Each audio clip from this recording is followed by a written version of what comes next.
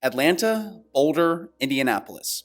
These American cities may not have a lot in common at first glance, but they've been tragically connected this past month through the acts of violence brought upon their citizens.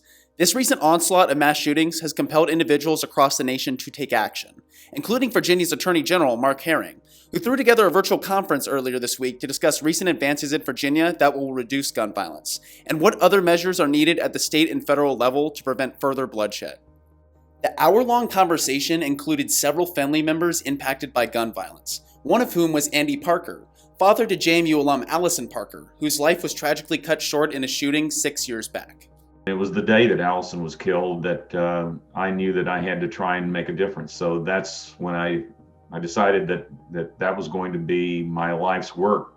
The main thing that I wanted to share was that we can't, as a country, let these seemingly daily mass shootings numb us.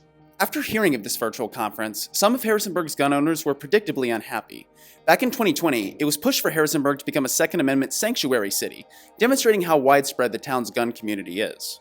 I'm not in favor of more what they call gun laws, because the guns are not the problem. It's always the criminal that's the problem. You can make a million laws, but the criminal's not going to necessarily obey the laws. So Virginia's laws were comparable up until our governor got in. The last couple of years, he's made them a little bit more restrictive. I think that if we can show the rest of the country the Virginia way, and that is assault weapons ban, high capacity magazine bans, we're going to show the nation that we, as Virginians, we can reduce gun violence. We already have.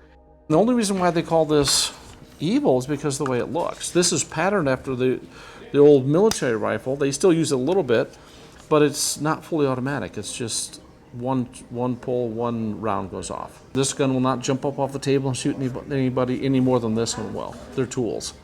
We can't just get so numb to these events that we go, another mass shooting next, it'll never happen to me. Well, guess what? I didn't think it could happen to me. I didn't think that anybody in my family would be affected by it, but it did.